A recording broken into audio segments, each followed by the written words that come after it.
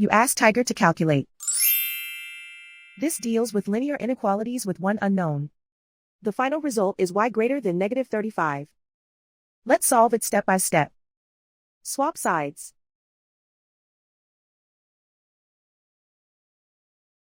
Group all constants on the right side of the inequality. Subtract 20 from both sides.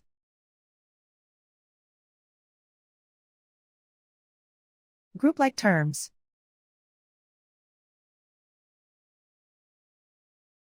Simplify the arithmetic.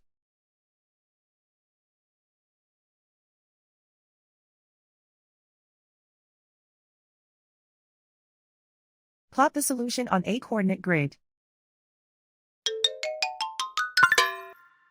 And so the final result is y greater than -35.